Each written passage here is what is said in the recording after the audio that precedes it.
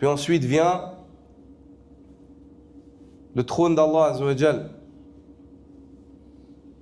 Puis ensuite vient Allah Al-Ali Al-Qadir, Jalla Sha'nu, Alladhi ahata bi kulli shay'in ilma. Donc il ne s'agit pas aux petits hommes, en fait, de venir et de traiter de cela. Nous, on parle d'une loi qui est tirée du Coran et de la Sunna. Et on parle d'un État qui adopte le Coran et la Sunna comme constitution. On n'a jamais dit aux gens qu'il faut appliquer ça en Suisse ou en France. D'accord ? On n'a pas dit aux gens que ouais, si tu vois une personne qui délaisse la prière, préviens-le, puis tue-le toi. Inna alhamdulillah, nahmaduhu wa nasta'inuhu wa nastaghfiruhu wa natubu ilayh. ونعوذ بالله من شرور أنفسنا وسيئات أعمالنا من يهده الله فلا مضل له ومن يضلل فلا هادي له وأشهد أن لا إله إلا الله وحده لا شريك له وأشهد أن محمدا عبده ورسوله صلى الله عليه وآله وصحبه وسلم تسليما كثيرا. Amma ba'd. En cette nuit du 5 de Rabi' al-Thani de l'année 1447 de la hijra du prophète sallallahu alayhi wa alihi wa sahbihi wa sallam, qui correspond au 26 septembre 2025, nous continuons l'étude, ou la révision plutôt, de ce qu'on a déjà vu du livre A'lam al-Sunnah de Hafiz ibn Ahmad al-Hakami rahmatullahi ta'ala alayh. Et nous nous sommes arrêtés à la question numéro 34. Et on donne la parole au lecteur.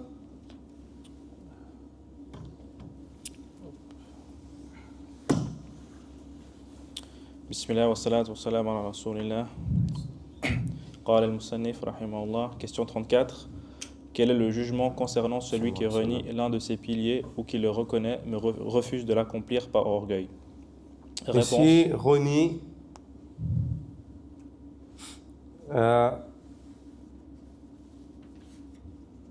il a employé le mot jahada. ما حكم من جحد واحدا منها أو أقر به واستكبر عنه. Donc on voit que ceux au sujet desquels on questionne sont au nombre de deux. Celui qui renie ou alors celui qui reconnaît mais son orgueil. Continue. Réponse. Il est mis à mort en tant qu'incroyant, au même titre que ceux qui traitent le prophète, les livres, de menteurs, ainsi que les orgueilleux tels qu'Iblis et Pharaon. Non. Sur cette question-là, qui est une question qui est très sensible, lorsqu'on la traite et lorsqu'on l'approche, en premier lieu, il est important de noter que cette question-là concerne un pays musulman qui adopte le Coran et la Sunna comme constitution, dans lesquels ceux qui vivent dans ce pays-là sont avertis. Et si le jugement qui est évoqué ici, c'est la mise à mort, ceci ne se fait pas par tout un chacun parmi les individus. Ceci, suite à un jugement d'un qadi, d'un juge, la personne est avertie, interrogée, conseillée, et ainsi de suite. Puis suite à cela, un jugement du qadi est établi, et c'est une peine qui est appliquée par l'État. C'est une peine qui est appliquée par l'État. Et si les gens prétendent que dans les textes de l'islam, ceci est dur, ou qu'ils reprochent cela à l'islam, qu'ils revoient ce qu'il y a dans leurs propres textes, à eux. Car ce que l'on trouve dans les textes de l'Ancien Testament, c'est que tout un chacun, il lui est demandé de mettre à mort une personne qui renie. Dans certains textes, que tout un chacun mette à mort. En islam, il n'est pas ainsi. Il n'est pas ainsi. Ce n'est pas tout un chacun qui se lève et qui tue comme il veut et met à mort comme il veut. Mais c'est des peines. Et ces peines-là, le but de ces peines-là, c'est de prévenir. Et le but de la peine, ce n'est pas de cette peine-là ou de ce jugement-là, ce n'est pas la mise à mort, mais c'est le fait de prévenir les gens de cet acte vil qui est l'apostasie, et de préserver la société musulmane et croyante de ce phénomène-là, ainsi que des ruses du démon. Et les gens souvent ont tendance à juger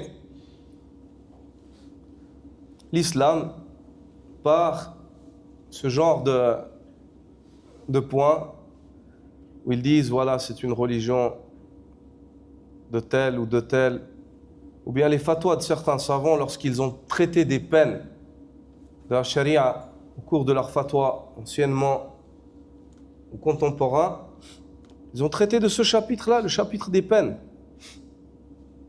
Et il n'y a pas que cela en islam. Il n'y a pas que cela en islam. Donc si toi tu viens et puis tu résumes l'islam à cela, c'est faux. C'est comme si maintenant dans la constitution d'un État ou dans les lois adoptées par un État, on prend juste les lois qui traitent des peines. Puis on dit cet État-là, c'est un État qui fait que châtier les gens, qui fait que ci, que ça, parce qu'on a traité que de cette partie-là. Le chapitre des peines, il a sa place et son contexte, et il faut remettre les choses dans leur contexte pour bien les comprendre et les percevoir.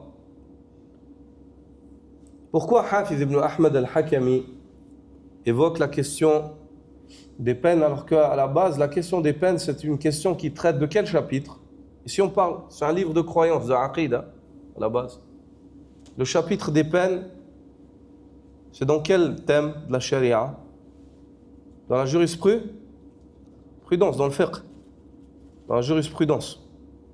Al-Hudud, c'est dans la jurisprudence, dans le fiqh. Pourquoi est-ce que Hafiz ibn Ahmad al-Hakami, dans un livre qui vient enseigner la Aqida, il traite d'une mas'ala, d'une question qui revient à la jurisprudence et aux peines, et ici qui parle d'une peine qui est très lourde, qui est la mise à mort? Ceci car il t'évoque cela après avoir évoqué ce qui est en lien avec l'islam et ses 5 piliers. Puis il évoque le jugement des jurisconsultes tiré du Coran et de la Sunna, le jugement divin en fait, en somme, le jugement d'Allah subhanahu wa ta'ala sur celui qui renie ou bien alors consent mais par orgueil s'obstine et refuse. Ce jugement qui est très lourd, il l'évoque afin de montrer la lourdeur de ce à quoi il t'a appelé auparavant, qui sont les 5 piliers de l'islam, auprès d'Allah. Vous avez compris? C'est afin d'attirer ton attention sur l'importance de ces 5 piliers-là. Ces piliers-là sont si importants auprès d'Allah Azza wa Jal qu'Allah subhanahu wa ta'ala a légiféré à un dirigeant qui guide par son livre et par la sunna de son messager sallallahu alayhi wa sallam de mettre à mort celui qui renie cela ou alors celui qui s'enorgueille, subhanallah. Bien que la vie a une grande importance auprès d'Allah subhanahu wa ta'ala. Mais on voit ici qu'elle n'est pas plus importante auprès d'Allah que sa religion et ses 5 piliers. Est-ce que vous avez compris? Non. Et en aucun cas, il n'est permis à tout un chacun de se dire « Ah, je tue celui-là » ou « Je mets à mort celui-là » de son propre chef et de son propre gré. Est-ce que c'est clair? Non. L'islam ne connaît pas cela. Celui qui fait cela, il a commis un grand péché. Combien même tu vois qu'une personne, elle renie, ou bien alors elle s'enorgueille, toi en tant qu'individu, il t'est interdit de le mettre à mort. Est-ce que c'est clair? Même si tu en as la capacité. Est-ce que c'est clair? Non. Il est important de préciser ces points et de soulever ces précisions-là quant au sujet, car c'est un sujet qui est très, très sensible. Donc il dit Ma hukmu man jahada wahidan minha. Quel est le jugement concernant celui qui renie l'un de ces piliers, ces 5 piliers dont il t'a évoqué auparavant les arguments? Il dit Aw aqarra bihi wastakbara anhu, ou alors qu'il le reconnaît mais refuse de l'accomplir par orgueil. On comprend que ici dans la question, on interroge sur 2 catégories de personnes. Al-jahid wal-mustakbir. Al-jahid, celui qui renie, wal-mustakbir, celui qui s'enorgueille. Al-jahidu, c'est alladhi la yuzhiru iqrarahu ولو مع استيقان قلبه. والأصل أن الجحود الفرق بينه وبين التكذيب أن الجاحد قلبه مستيقن وينكر، والمكذب لا يشترط أن يكون قلبه مستيقنا. La différence entre le jahid et le mukazzib, tous les deux en français sont 2 personnes qui renient. On pourrait dire que al-jahid c'est celui qui renie et al-mukazzib c'est celui qui dément. Al-jahid dans la langue arabe, l'expression jahid, jahada, c'est celui qui renie alors que son cœur est convaincu. Ça veut dire il renie une chose mais son cœur il est convaincu qu'elle est vraie. C'est pour cela qu'Allah subhanahu wa ta'ala, lorsqu'il a parlé des gens de Pharaon, des partisans de Pharaon, il a dit وَجَحَدُوا بِهَا وَاسْتَيْقَنَتْهَا أَنفُسُهُمْ ظُلْمًا وَعُلُوًّا. Ils ont renié cela. جَحَدُوا بِهَا وَاسْتَيْقَنَتْهَا أَنفُسُهُمْ. Ils ont renié cela bien que leurs cœurs furent convaincus. Ils ont renié cela par injustice et par orgueil. Par injustice et par orgueil. Tandis que al-istikbar ou al-iqrar biwujub ma dhukira lahu ma'a al-imtina'i anhu takabbura. Al-istikbar, c'est le fait de s'enorgueillir, c'est le fait de reconnaître que cela est obligatoire tout en se montrant orgueilleux face au fait de se soumettre à cela. Je reconnais que c'est obligatoire, je ne veux pas. Je refuse. Hada istikbar. Puis ensuite, il évoque 2 catégories de personnes. Iblis et Pharaon. Iblis et Pharaon. Iblis qui a renié cela tout en étant convaincu. Et Pharaon qui s'est montré orgueilleux face à, ou plutôt le contraire, Iblis qui s'est montré orgueilleux face à l'ordre d'Allah Azza wa Jal, tout en étant convaincu qu'il lui est obligatoire d'obéir à Allah. Il s'est montré orgueilleux.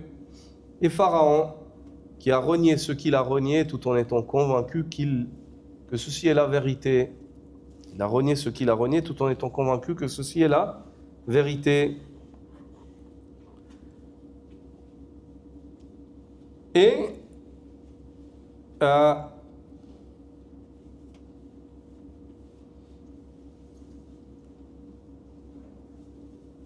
si on prend ces 2 points-là, al-juhud ta'alluquhu bil-akhbar, ta'alluquhu bil-akhbar, wal-istikbar ta'alluquhu bil-awamir, ta'alluquhu bil-awamir. Ces 2 points-là, al-juhud, le reniement, il est relié à quoi? Le reniement, il est relié aux informations qu'on te donne. Tu renies les informations. Et l'orgueil, il est relié aux actes qui te sont demandés, à la soumission. Tu refuses, tu t'obstines à ne pas te soumettre. À ne pas te soumettre. Et il n'y a pas de divergence chez les fuqaha, chez les jurisconsultes musulmans, quant au fait que la personne qui vit dans un état musulman et qui renie, ou alors qui son orgueil mécroit, qui renie ou alors son orgueil, il a mécru. Il n'y a pas de divergence sur ce point-là. Ce n'est pas un sujet dans lequel tu trouveras un homme parmi les fuqaha qui dira non, mais peut-être, non. Une personne qui renie, elle mécroit. Une personne qui sait que c'est obligatoire et son orgueil dit non, moi je veux pas reconnaître ça, je veux pas. Elle a mécru. Elle a mécru. Non.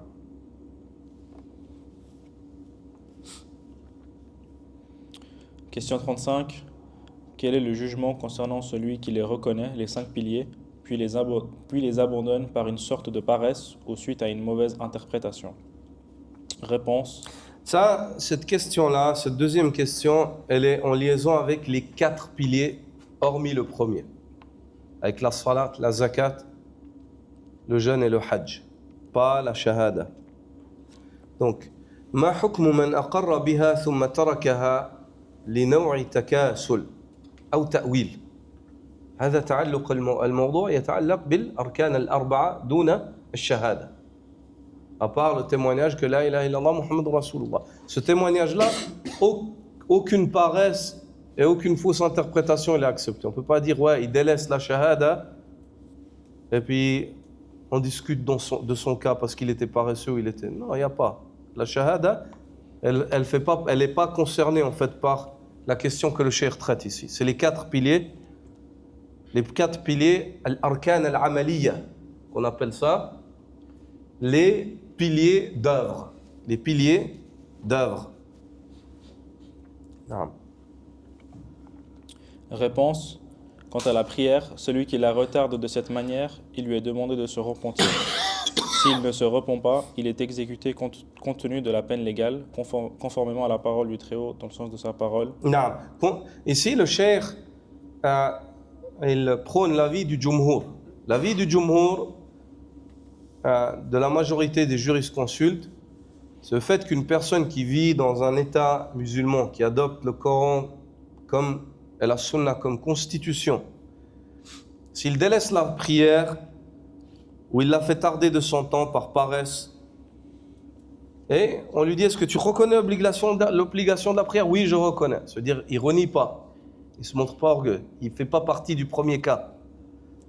À ce moment-là, le juge lui dit crains Allah Azza wa Jal, et il l'exhorte. Si la personne continue, à ce moment-là, il y a des peines qui sont appliquées sur lui afin qu'il arrête de faire tarder la prière ou de la délaisser. Et l'avis du jumhur, c'est qu'au bout d'un moment, si la personne elle continue, elle s'obstine à délaisser la prière ou à faire cela, cette personne-là est mise à mort. Haddan. Ça, c'est l'avis des madhahib, majoritairement. Que ce soit le Hanafiya, ou le Malikiya, ou le Shafi'iyya. Et dans le madhab hanbalite, à la divergence, pareil. Ils voient qu'il est mis à mort, mais certains des Hanabila voient qu'il est mis à mort comme non-croyant. Kufran, laysa haddan. Donc ici, ce mot haddan que le cheikh emploie, ça montre que l'avis du cheikh, c'est l'avis du jumhur. C'est-à-dire que la personne est mise à mort comme pécheur et non comme mécréant. Comme pécheur et non comme mécréant. À nouveau, cette peine-là, c'est une peine préventive. C'est une peine préventive pour fermer la porte du shaitan et pour pas donner l'option du délaissement de la salat dans une terre musulmane. Dans une terre musulmane. Une fois de plus, je l'évoque, ici, ce n'est pas les individus, ce n'est pas les personnes qui prennent et mettent à mort comme ils veulent et quand ils veulent. C'est un État, c'est une constitution qui est basée sur le Coran et sur la Sunna. C'est une loi divine, ce n'est pas humain, ce n'est pas une loi humaine. D'accord? Ce n'est pas une loi qui sort de l'hérésie de « moi je pense » ou « il faut qu'on fasse comme ça, il faut qu'on adapte, il faut… » Non, c'est la loi de celui qui a créé les cieux et la terre. C'est la loi de celui qui a créé 7 cieux superposés les uns sur les autres. Chaque cieux, le cieux précédent, comparé à celui qui le suit, c'est comme une bague qui est jetée dans une contrée désertique. Puis ensuite vient le trône d'Allah Azza wa Jal. Puis ensuite vient Allah Al-Ali Al-Qadir, Jalla Sha'nu, Alladhi ahata bi kulli shay'in ilma. Donc il ne s'agit pas aux petits hommes, en fait, de venir et de traiter de cela. Nous, on parle d'une loi qui est tirée du Coran et de la Sunna. Et on parle d'un État qui adopte le Coran et la Sunna comme constitution. On n'a jamais dit aux gens qu'il faut appliquer ça en Suisse ou en France. D'accord ? On n'a pas dit aux gens que ouais, si tu vois une personne qui délaisse la prière, préviens-le, puis tue-le toi. D'accord ? Qu'on mette les choses dans leur cadre. Donc il s'agit ici d'une opinion, et c'est l'opinion majoritaire. Donc ils sont unanimes, les jurisconsultes, quant à ce fait-là. Une personne qui délaisse sa salat, elle est avertie, puis ensuite elle est emprisonnée, avertie, exhortée, puis sinon, elle est mise à mort. Elle est mise à mort. Et ici, le Jumhur voit qu'elle est mise à mort comme, c'est-à-dire, et là, c'est quoi la différence de jugement? Le Jumhur voit qu'elle est mise à mort haddan, laysa kufran. Elle est mise à mort comme croyant pervers, comme musulman, et on fait preuve de perversité. Et à ce moment-là, cette personne-là, on le lave et on prie sur lui. Les gens, un groupe de gens le lavent et le prient sur lui. Même si l'avis majoritaire, et ça c'est l'avis d'Abu Hanifa, c'est que les personnes vertueuses et les imams et les gens vertueux ne prient pas sur lui. Afin d'attirer l'attention aux autres que cette personne-là, ça ne lui a pas valu la salat des gens vertueux. Ils n'ont pas voulu prier sur lui. Pourquoi? Parce qu'il était pervers. Afin d'attirer l'attention des vivants. Mais ceux qui voient qu'il est mis à mort kufran, comme mécréant, c'est-à-dire à ce moment-là, on ne le lave pas et on ne prie pas sur lui, on l'enterre. On l'ensevelit de terre, on ne l'enterre pas dans les cimetières des musulmans. Est-ce que c'est clair? Continue.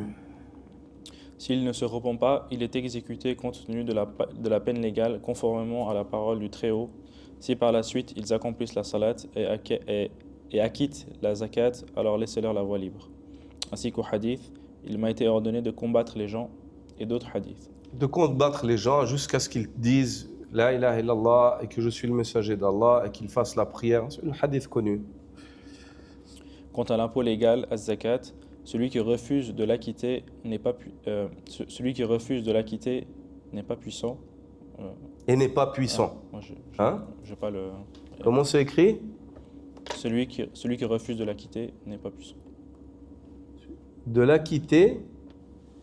Alors, non. Si celui... Ah oui, pardon. Il y a le si avant. Ouais.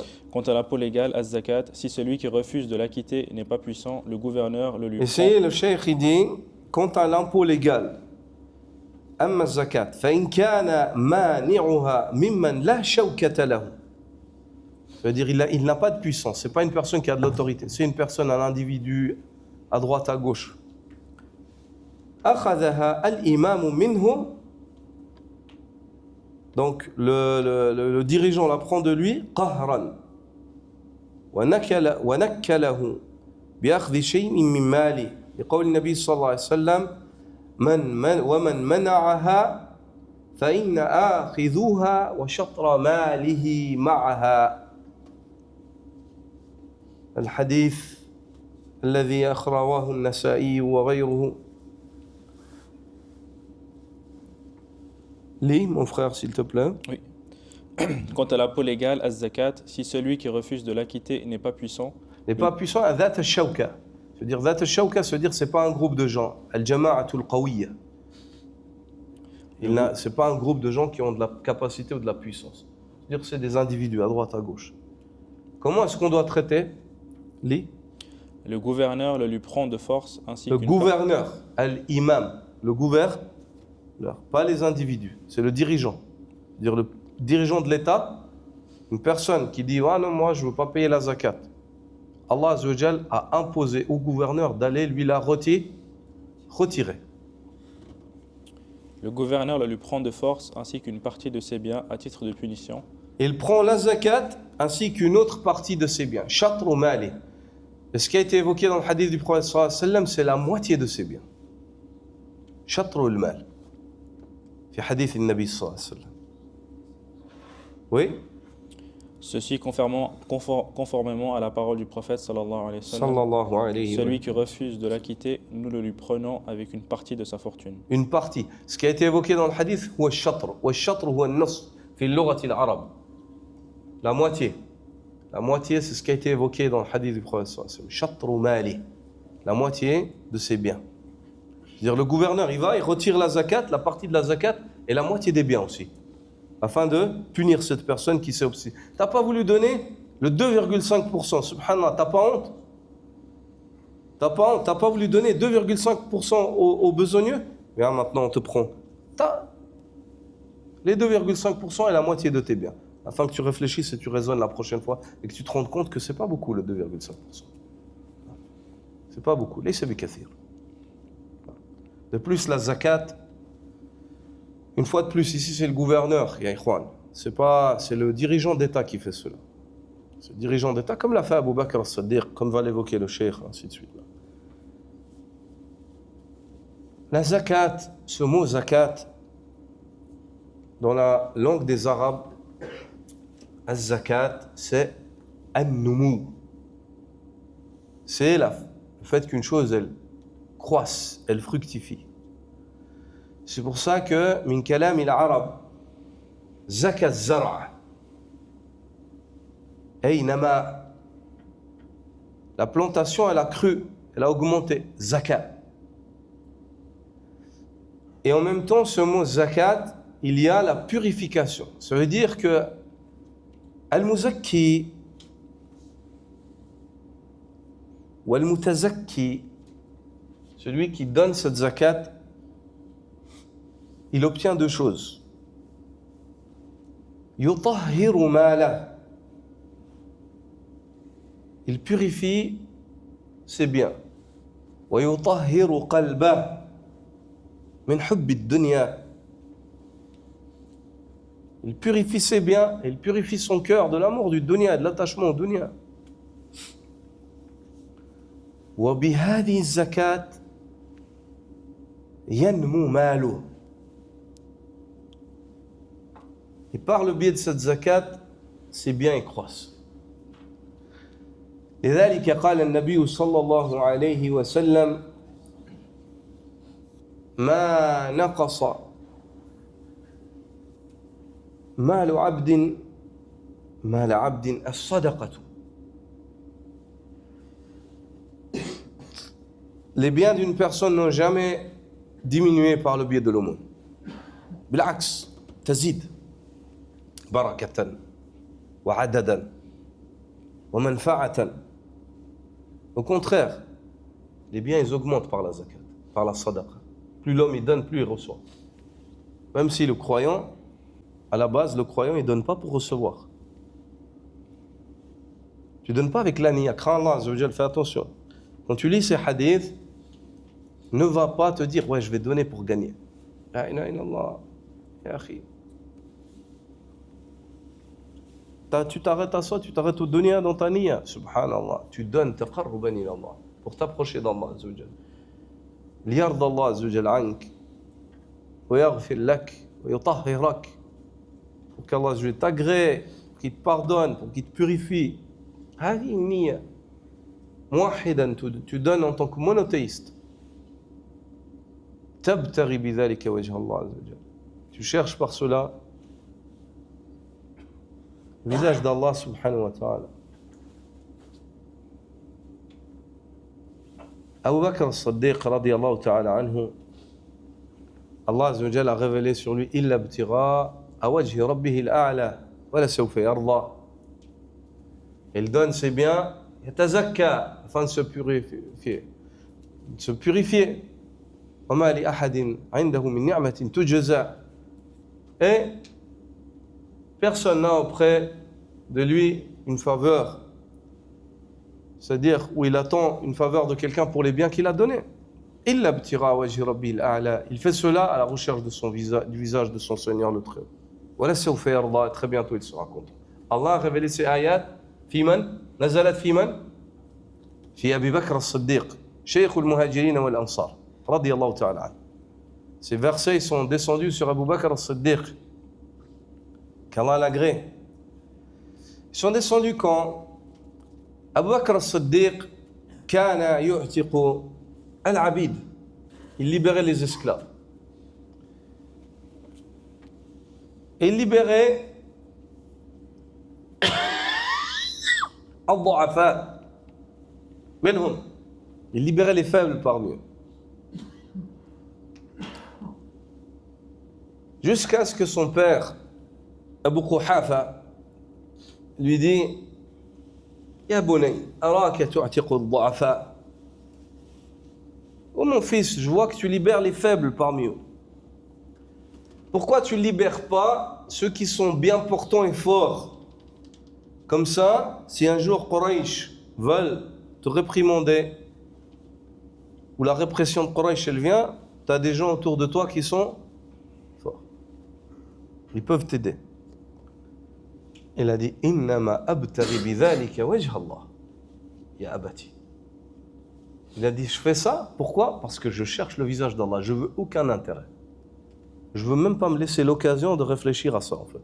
Qu'un jour peut-être ils vont me servir, ou je l'ai libéré, il va me rendre un bien par un bien, il va me servir. La. Innama abtaghi bidhalika wajha Allah. Je cherche par cela le visage d'Allah. Allah Azza wa Jal a révélé Illa ibtigha'a wajhi rabbihi al-a'la wa la sawfa yarda. Il fait cela à la recherche du visage, de la face de son Seigneur le Très-Haut. Très bientôt il agréera ce que Allah Azza wa Jal lui a préparé.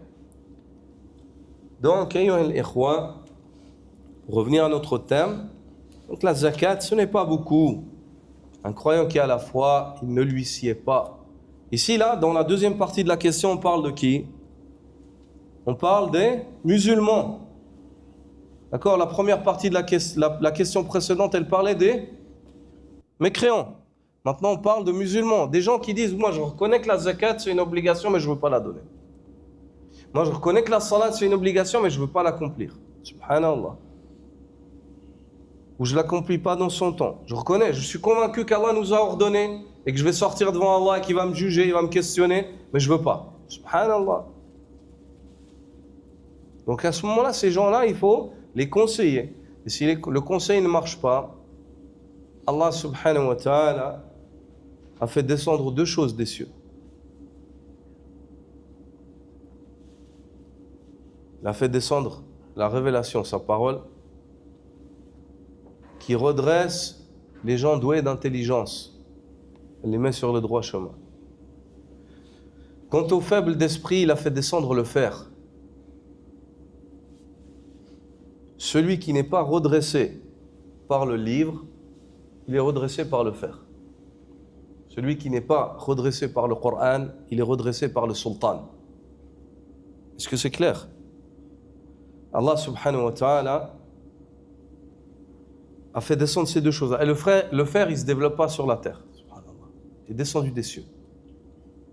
Le fer qui y a sur terre est descendu du ciel. C'est-à-dire quand le fer il diminue, qu'il n'y a plus de fer, ça ne se rajoute pas. On ne peut pas trouver des sources. Le fer, il n'augmente pas sur terre. Il laisse que Allah a descendu des cieux sur terre du fer. C'est pour cela que Cheikh l'Islam Ibn Taymiyyah a dit le livre guide et le fer redresse. Le livre guide, et celui qui n'accepte pas la guidée du livre, il est redressé par le hadid, par le fer. Et Allah subhanahu wa ta'ala évoque cela dans Surat al-Hadid, dans la Surat al-Hadid. Continue. Par contre, s'il s'agit d'un groupe doté de force, le gouverneur doit les... Une fois de plus, je l'évoque et je répète à plusieurs reprises. Regarde ce qu'il dit, le gouverneur. Et quand je viens de vous évoquer cela, le fer, je n'ai pas dit lève-toi, prends un fer et redresse les gens. D'accord? Même tes propres enfants, tu peux pas tu peux pas les redresser comme ça. Tu dois conseiller. Nous, en tant qu'individus, notre autorité, elle s'arrête à notre capacité. Il s'agit ici de l'autorité de celui qui a l'État dans les mains. Une fois de plus, je le répète, parce qu'on a la fâcheuse tendance à faire, à interpréter les paroles des gens ou à leur donner une tournure comme on veut leur la donner ou leur faire dire ce qu'ils n'ont pas dit. Donc, alhamdulillah, on prend nos précautions, on explique. Wallah, on n'explique pas parce qu'on a peur des gens. On explique parce qu'on a peur d'Allah.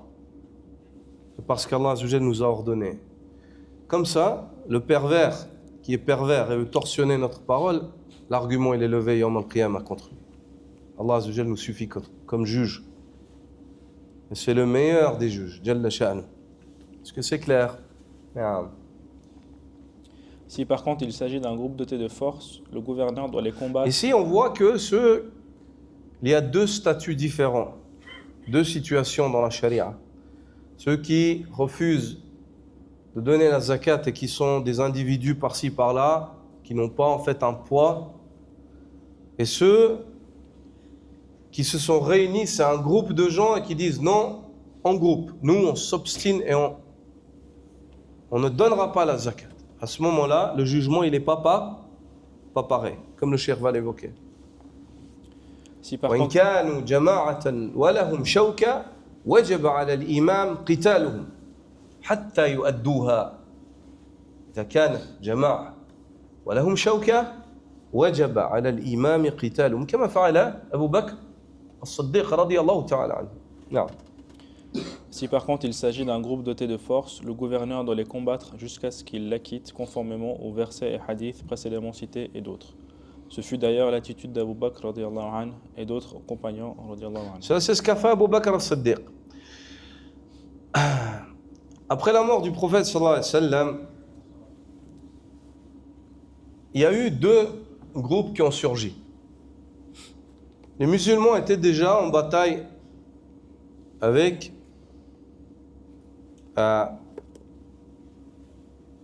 les grandes forces de l'époque, les Perses et les Romains,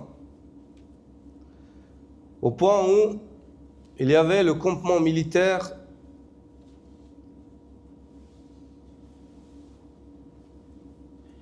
dans lequel le prophète sallallahu alayhi wa sallam avait préparé l'armée avec comme commandant Oussama ibn Zayd pour partir combattre les Romains. Ils étaient stationnés à Djourf, à la périphérie de Médine, à la sortie de Médine. Aujourd'hui, c'est un quartier collé à Médine. Depuis la Jamia Islamiyya en direction de Tabouk, il y a Djourf qui vient. Et ils étaient stationnés là, à cet emplacement. De l'autre côté, avec les Perses.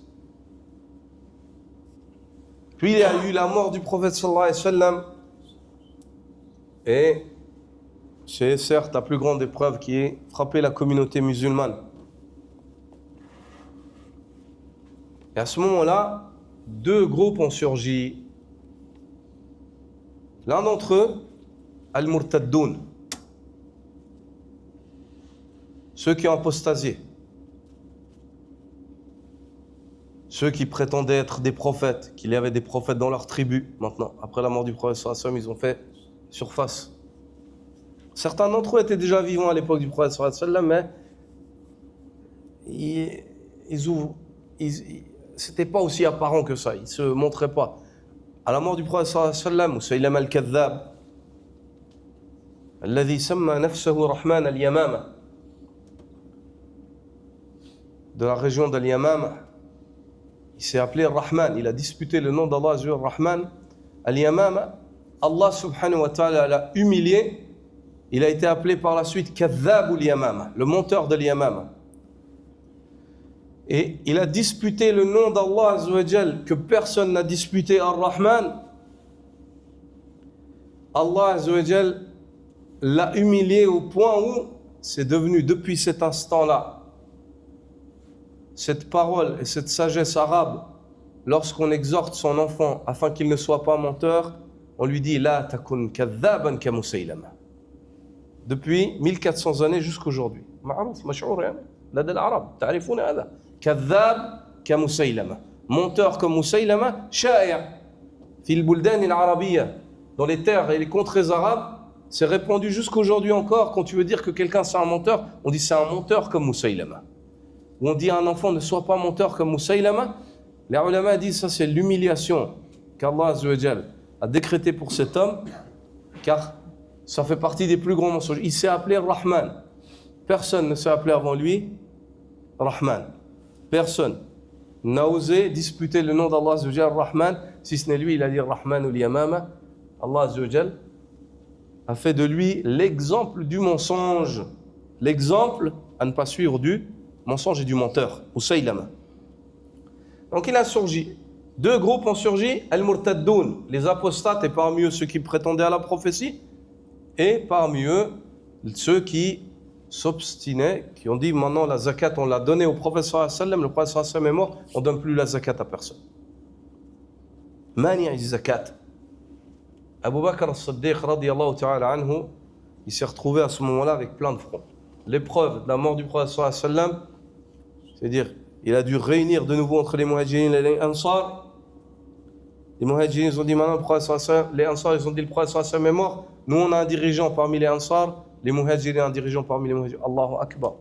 Qui va prendre la direction de l'État musulman? Il n'y avait plus personne, il fallait choisir un imam. Subhanallah, quelle épreuve. C'était une grande épreuve pour la communauté islamique à ce moment-là.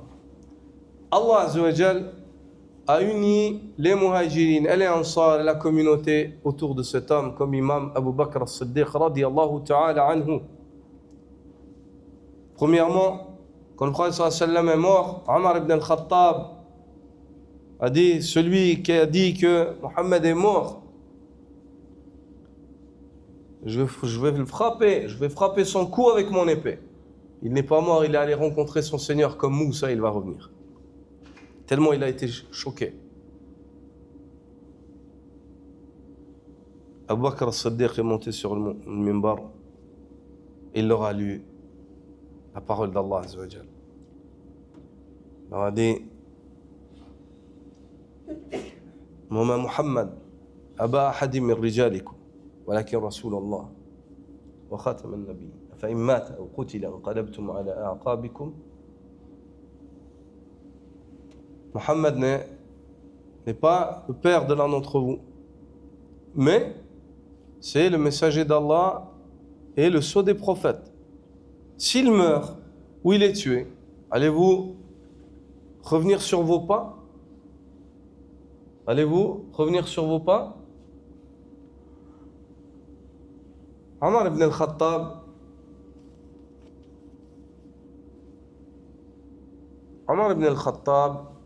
radiyallahu ta'ala anhu a dit c'est comme si c'était la première fois que j'avais entendu cette ayah. C'est comme si c'est la première fois que j'entendais ce verset-là. C'est comme si c'est la première fois que j'avais entendu cette ayah. Puis ensuite, il a uni les muhajirin et les ansar dans le potager à côté de la mosquée du prophète sallallahu alayhi wa sallam, le potager des ansar. Il leur a proposé Omar comme dirigeant. Et Allah Azza wa Jalla a uni les cœurs sur Abu Bakr as-Siddiq. Et le premier à lui avoir tendu la main, c'est qui? C'est Omar ibn al-Khattab radiyallahu anhu. À ce moment-là, quand il a pris la direction de l'État, il s'est retrouvé face à ces problèmes existants. Les Perses, les Romains. Et en plus de cela, des problèmes intérieurs, les apostates et ceux qui s'obstinent à refuser de donner la zakat. Il a dit, par Allah, les premiers dont il a fait mention qu'il allait combattre, c'est ceux qui s'obstinent en groupe à refuser de donner la zakat. Omar ibn al-Khattab a dit laisse-les, c'est-à-dire avec tous ces autres fronts qu'il y a, laisse-les, on traitera de leur affaire plus tard. Il a dit par Allah, non. Il a commencé par eux. Pourquoi? Parce que de tout cela, c'était ceux qui étaient le plus proches de l'islam. Il fallait corriger ça déjà. C'était ceux qui étaient le plus proches de l'intérieur. Il a dit à Omar, oh Omar, est-ce que tu fais partie donc de ceux qui étaient courageux à l'époque de la Jahiliya et froussards dans l'islam? Il a dit par Allah, je combattrai ceux qui s'obstinent à me refuser ce qu'il donnait au prophète sallallahu alayhi wa sallam.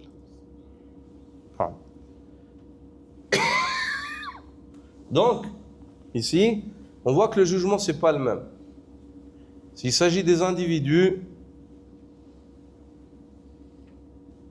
il n'est pas fait mention du combat, mais s'il s'agit des groupes dans l'État musulman qui se lèvent et disent non, on s'obstine à refuser la zakat, on ne la donnera pas, à ce moment-là, il est obligatoire aux dirigeants de les combattre, de faire asseoir le jugement d'Allah subhanahu wa ta'ala. Comme l'a fait Abu Bakr. Quant à celui qui délaisse le jeûne, rien n'a été rapporté. Cependant, le gouverneur ou son représentant doit le punir de manière à le dissuader ainsi que ses semblables. Non, rien n'a été rapporté dans les textes. Vous voyez l'honnêteté des gens de la sunna, subhanallah, ils n'inventent pas des textes. Ils viennent pas se dire, ouais, il y aurait peut-être ci ou il y aurait ça, ou inventer des récits ou des histoires comme le font certains groupes innovateurs. Ils inventent des hadiths et des athars pour pouvoir tenir des discours. Non, rien n'a été rapporté pour le jeûne. Mais, par analogie, sur les autres piliers, il sied au gouverneur de faire en fonction de la situation. De faire en fonction de la situation. La manière précise par laquelle sévit le gouverneur dans ces chapitres-là, elle est relative. On voit qu'elle est relative à la personne, à la situation, au contexte, au temps, à l'époque, et ainsi de suite. Donc c'est un chapitre qui est vaste, où il faut faire preuve de sa sagesse. Le gouverneur, il doit être très sage dans la manière de traiter cela et dans la manière de sévir et de réprimander. Oui? En ce qui concerne le pèlerinage, toute la vie du serviteur lui est impartie, et ce jusqu'à sa mort. Pour le pèlerinage, il n'y a pas une réprimande précise, car l'homme, il a le temps. Donc tu ne peux pas savoir. L'homme, il a le temps de repousser le pèlerinage. Et le délai, c'est quoi? La fin du délai, c'est la mort. C'est la mort. Par contre, il est détestable de repousser le pèlerinage de cette manière pour une personne qui en a les moyens, car il ne sait pas quand il meurt. Et les hadiths qui sont rapportés sur la réprimande ou sur les reproches qui sont faits à celui qui fait tarder le pèlerinage et il en a les moyens et meurt, tous les hadiths, les paroles du prophète sallallahu alayhi wa sallam qui sont rapportées, elles sont toutes faibles. Tous les hadiths qui sont narrés dans la réprimande de celui qui délaisse le pèlerinage puis meurt, en ayant les moyens, ils sont faibles.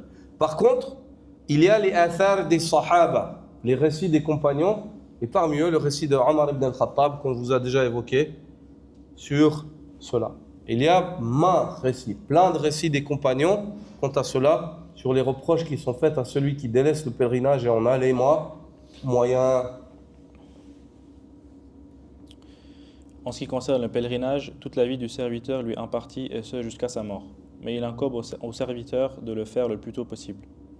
La négligence à son égard est d'ailleurs l'objet de menaces dans l'au-delà, mais aucun châtiment particulier dans la vie présente n'a été rapporté à son sujet. Non, celui qui néglige le hajj fait objet de menaces dans l'au-delà, mais aucun châtiment n'a été évoqué dans le dunya. سبحانك اللهم وبحمدك أشهد أن لا إله إلا أنت أستغفرك وأتوب إليك